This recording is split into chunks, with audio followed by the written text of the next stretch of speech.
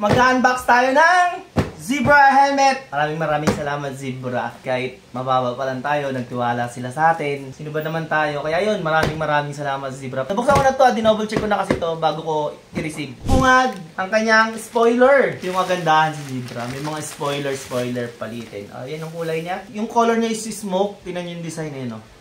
Mamaya ipapakita ko sa inyo kung saan ito nilalagay. Dito yung banda sa likod. Lapag lang muna natin dito. Ha? Clear extra lens niya. Buksan natin. Yan. Clear extra lens. Ito na yung helmet. Sarado muna natin to. So guys, ito na yung pinaka-helmet. Ayan, may nakalagay dyan na Zebra. So bubuksan na natin. At kung nakikita nyo, solid ba? Solid. Yung kumikita po. So Venom siya. Size XL. XL kasi ulo ko. Ulo ko. Bali sa left side niya, may Zebra na nakalagay. Sa kabilang side niya, sa right side, is Zebra din. Ito yung spoiler na pinapalitan. Neto, wait lang ako ko. Ayan, ito yung spoiler na to. So customize siya. Pwede mong palitan. So, alam ko marami pang kulay na available nito. Pero, ito kasi yung color niyang free, smoke. Ayan o. Papalitan mo yan, pwede mong palitan. Yung iba gusto colorful eh. Pero ako solid na to para sa akin. Plain black. Para sa akin ha, sa akin lang. Sa harap niya may logo ng Zebra. Sa bunbunan merong aircon. Alam niyo yung aircon? Wala kami nun. Pasukan ng hangin. Sa kabila din. Pasukan ng hangin. Ito yung mga gusto kong helmet. Yung marami pasukan ng hangin kasi nga. Syempre, minsan sobrang init sa daan.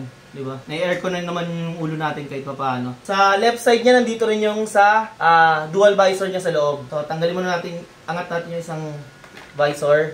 Ayan, ito yung kiniklik niya para umakyat baba. Ayan, ayan.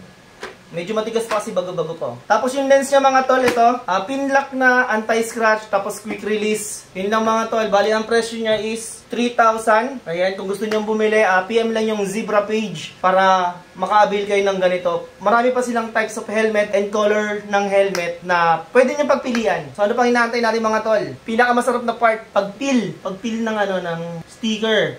Ayun oh. Ito yung mga pinakamasarap na part, yung dadamahin mo. Yan, silver yung color niya, ang ganda.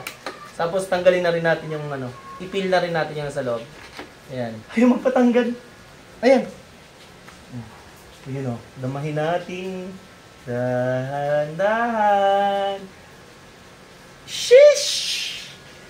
Thank you very much, Zebra! I-try na natin! Sa loob pala. Ayan, quick release na chin lock. Ito meron siya ditong guide tamang pagsuot ng helmet tsaka tamang sukat ng helmet. Ayan. So hindi ko na to iano sa inyo, tanggalin natin diretso. Ito yung loob niya, yung padding niya. Dark blue or navy blue ba ito? Anong tawag dito? Tapos yan, suotin na natin. Yay! Yak na namin syempre. Yay!